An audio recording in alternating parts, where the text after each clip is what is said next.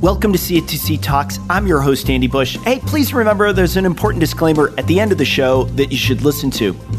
There has been a tremendous amount of interest in virtual currencies recently, hasn't there? I mean, we've done several shows on them. The markets are watching them closely, and now there's futures contracts on Bitcoin.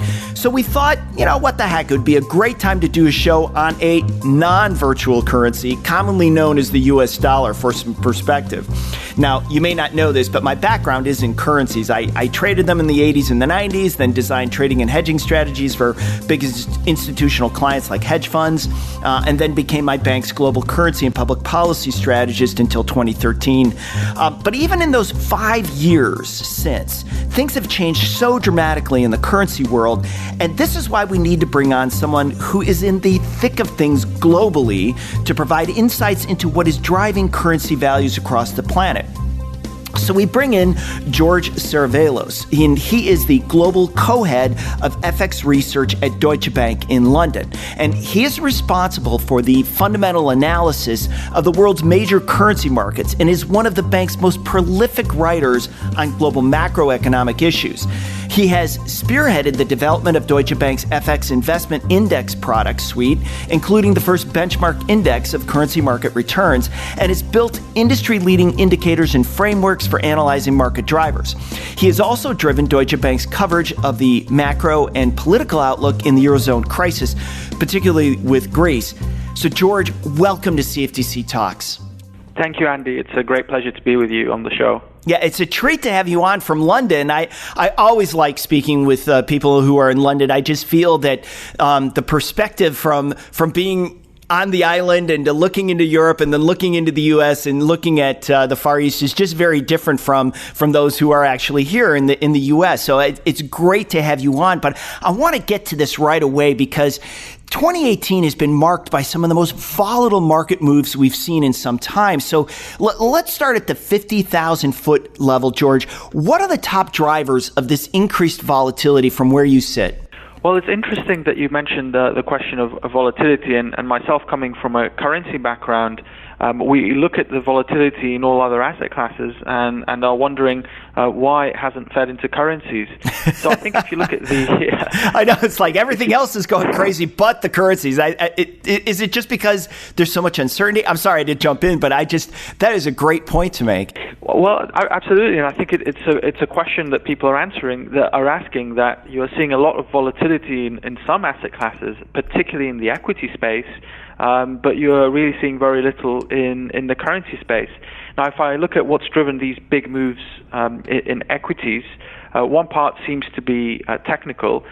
Before these big drop-offs in the equity markets we saw in February, you had gone through the longest uninterrupted period with an absence of a 5% drop pretty much since World War II. So the market had become very, very complacent and used to these very low volatility episodes, and positioning had built up. And then, of course, we had a number of policy surprises relating to trade from the U.S. administration. We had some technical issues around the VIX products and the short vol positioning that had built up. But as you mentioned, it stayed very, very isolated to equities. Indeed, in currencies, vol has stayed very, very low. We've seen a weaker dollar emerge as a trend, but we're not seeing very large day-to-day moves. It's a fairly smooth trend so far.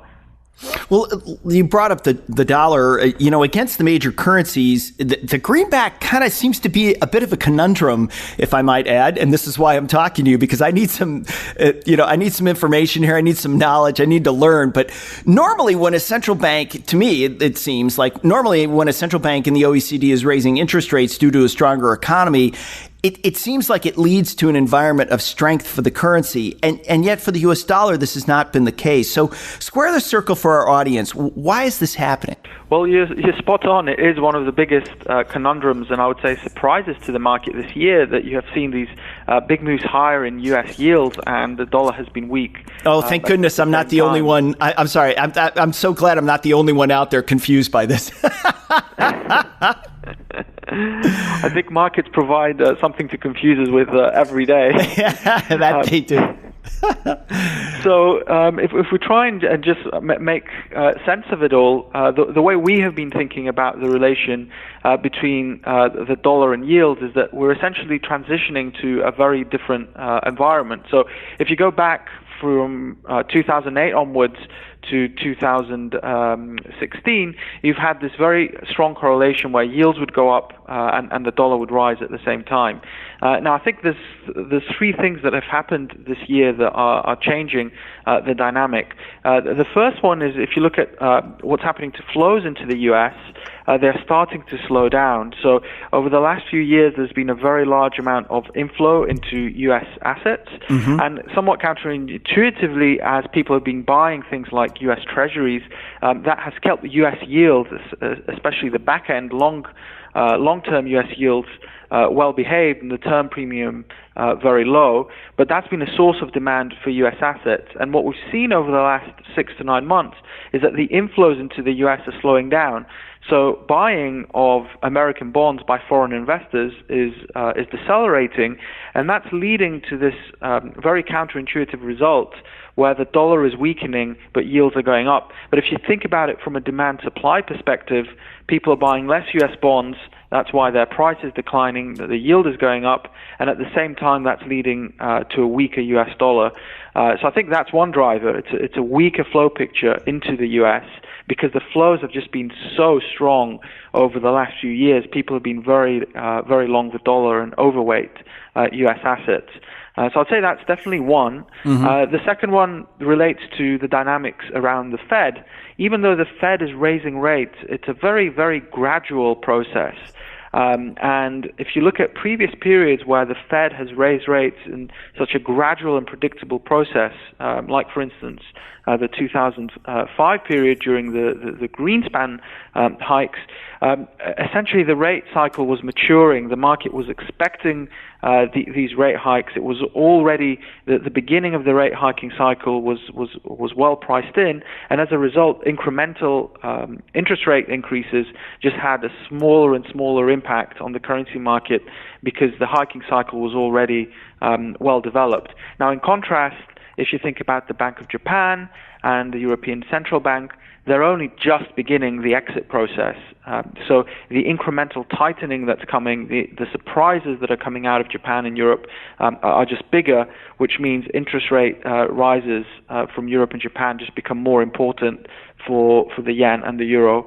And then the final factor, I think, is the U.S. administration's approach on trade.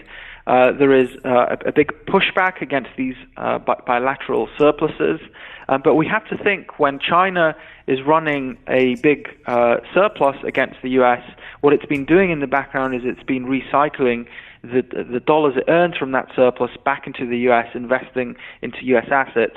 And I think one market concern which investors have is that as the Trump administration becomes more negative on accumulation of reserves, on maintaining these large surpluses, that's going to lead to a lower demand for the dollar. And again, that's consistent with a story where high yields are reflective of a lesser demand for U.S. assets and a weaker dollar as a result.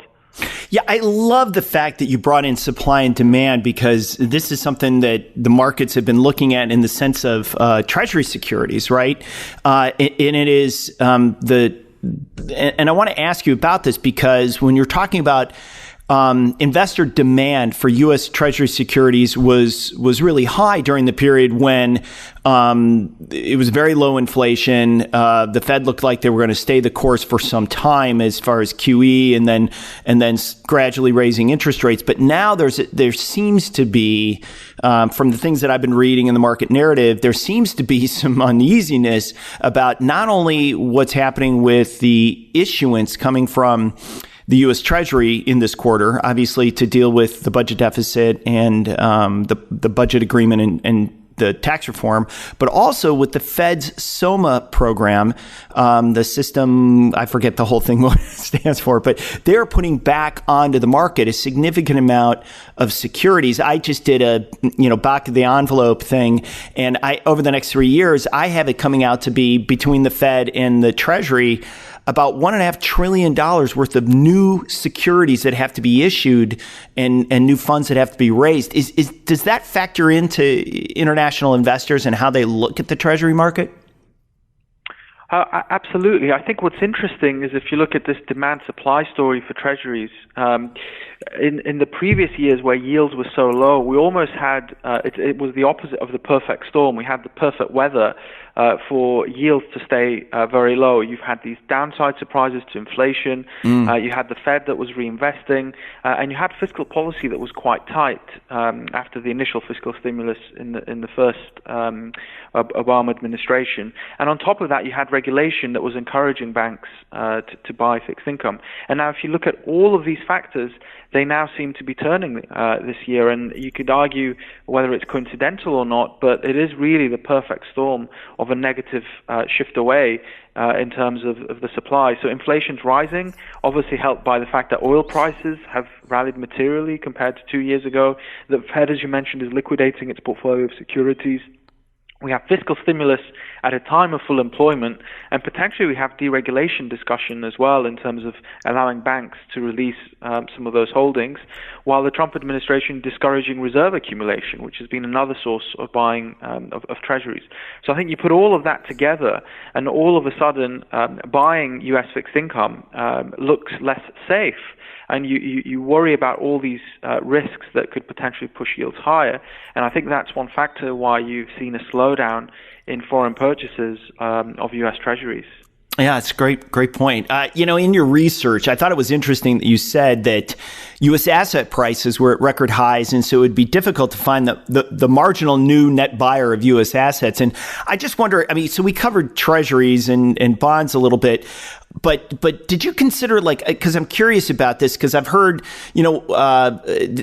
different analysis of where the U.S. assets are, and that covers everything, obviously. But did your analysis, when you did this, were you looking at mainly equities, or were you covering across real estate? How did you look across that universe of U.S. asset prices?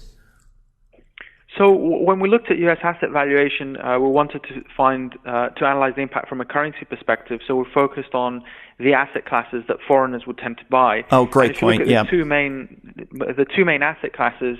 One is fixed income, and we discussed term premium, the very, very low level of compensation one gets, and the other one, as you mentioned, is equities, where we looked at the PE ratio. And what's interesting is if you take the average of the PE ratio for S&P and term premium for fixed income, you take the average of that as a metric of U.S. asset valuation, it's the highest it's been since the early 1960s. There's a very, very unusual period where we have equities so high and yields so low at the same time.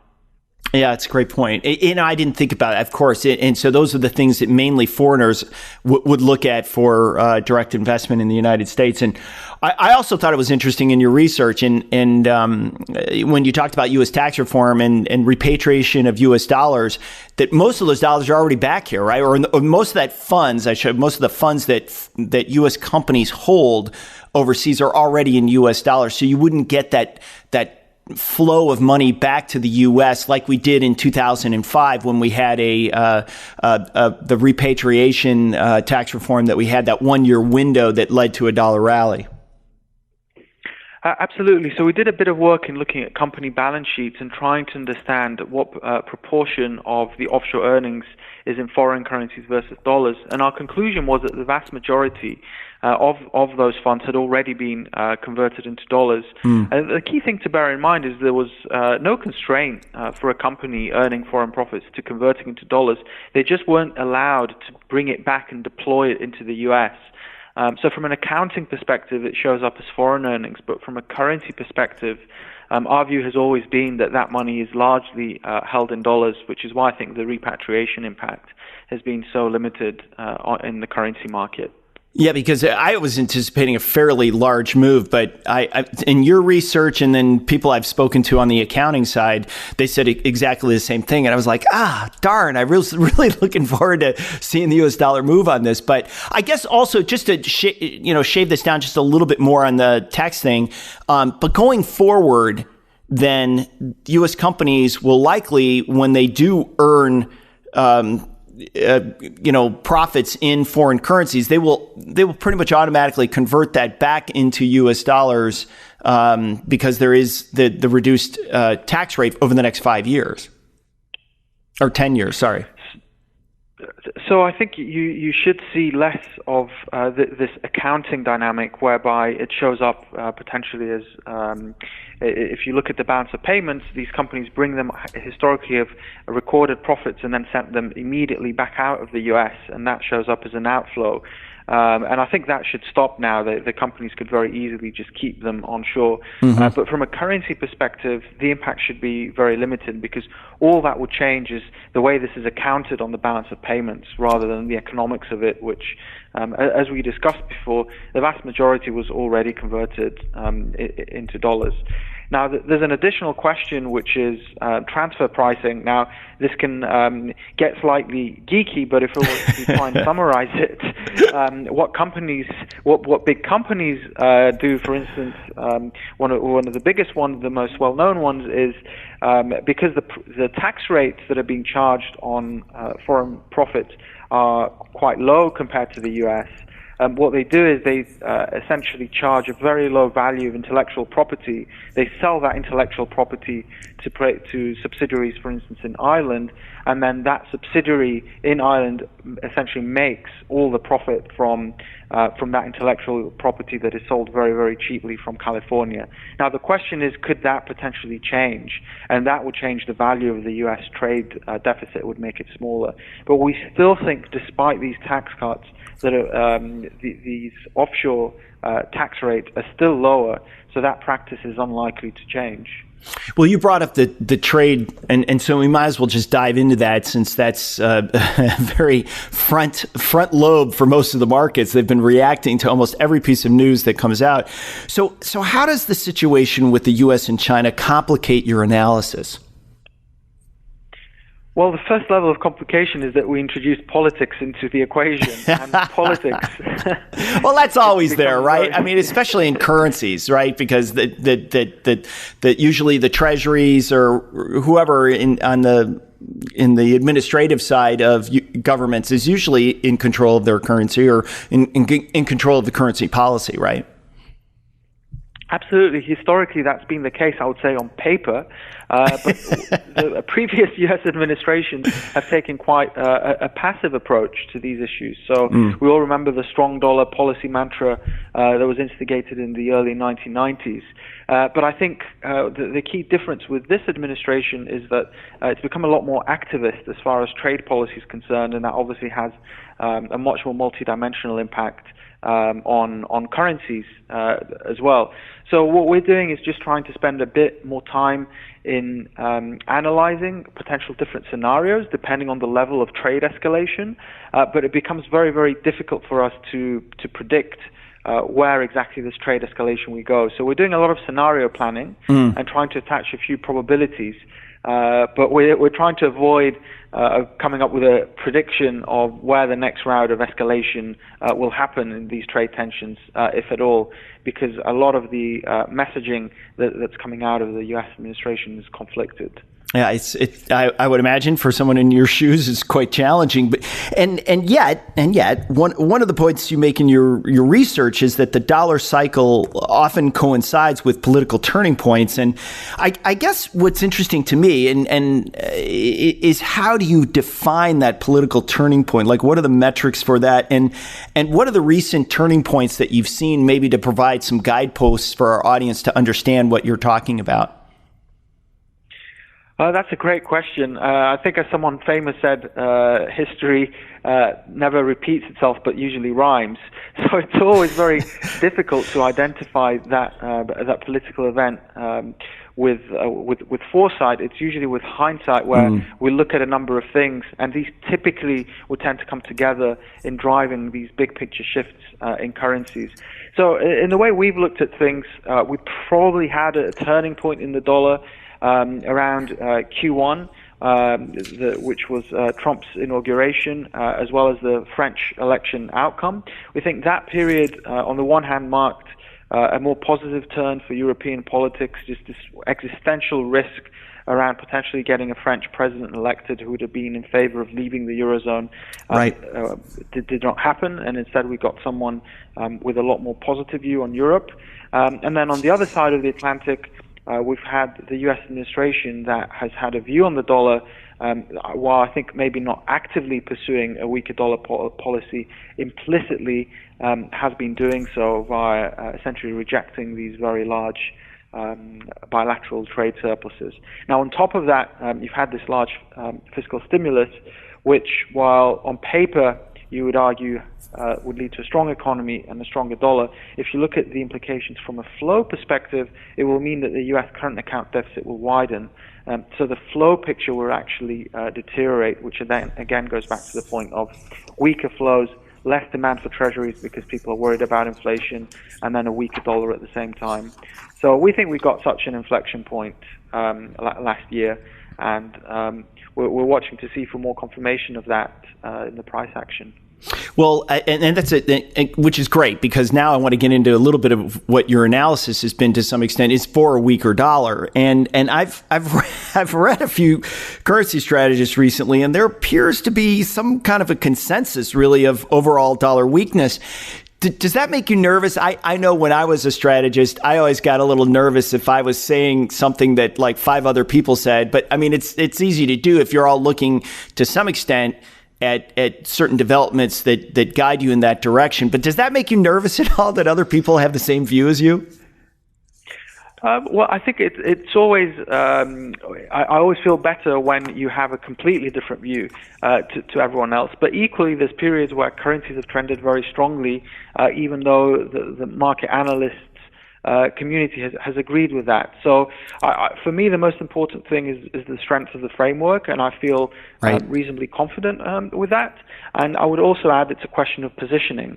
So while there is a number of people that are potentially saying the dollar will weaken, if you actually look at investor positioning around the dollar, it is much less stressed. So there seems to be a lot of intellectual debate around where the dollar will go. But in terms of people's commitment to the view and placing capital, I would say it's actually quite low, mostly because there's this discomfort with potentially selling the dollar as U.S. yields are going up.